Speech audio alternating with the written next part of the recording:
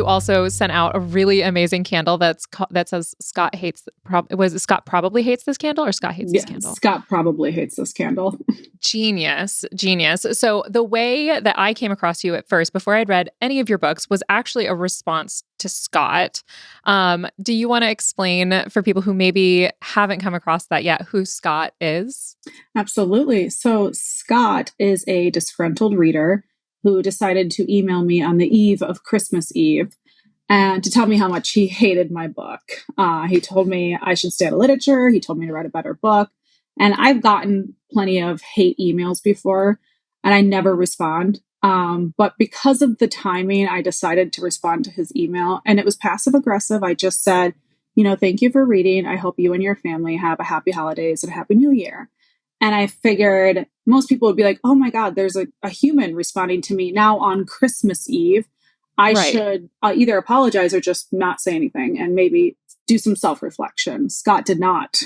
Scott decided to double down and email me again, basically saying how terrible I am as a writer and how my book sucks. So at that point, I was at my brother's because I was there for Christmas, and I went down because I was staying in the basement, like there's a bedroom down there, and I recorded that first video. And I went up and showed it to them, like my brothers and then my husband, and they were like, don't post that, don't. And I said, no, he's being reduced to content. This is it. And so I posted it and ended up going viral. Scott got wind of it and he continued to email me. He emailed me 6 times, and each time I was just replying via TikTok, and he would get wind of it, watch it, and then reply again via the email. So it turned into this whole thing where even like booksellers were putting little placards next to my books in stores that say, don't listen to Scott, or Scott was wrong. People had like anti-Scott merch, and it just kept snowballing. And it's the longest running internet joke because I stopped talking about it for a while. People were like, do you have an update on Scott? What's going on with Scott to this day? So it's been so great.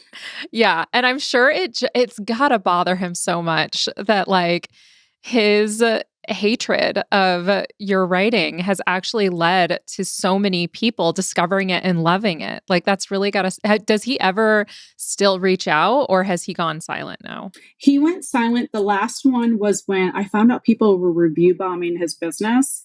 And so I told them, like, I put out a video saying, like, we don't do that. Not even Scott would do that because he doesn't know where reviews go. He thinks they go in my email inbox.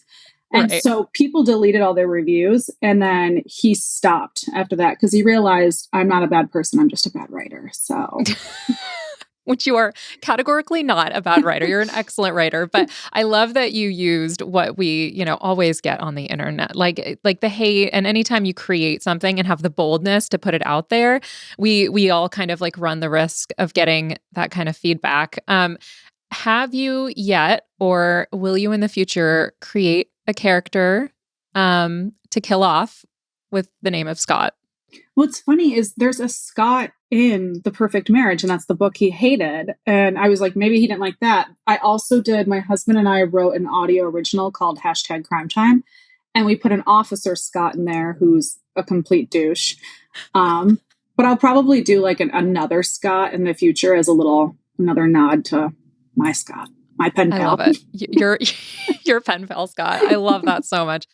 Thank you so much for watching. Want more of Those Who Can't Do in your life? Well, you can watch the full episode right now. Just click on that little box over there. You see it? Right down there? There it is. And if you haven't yet, please subscribe. Okay, bye.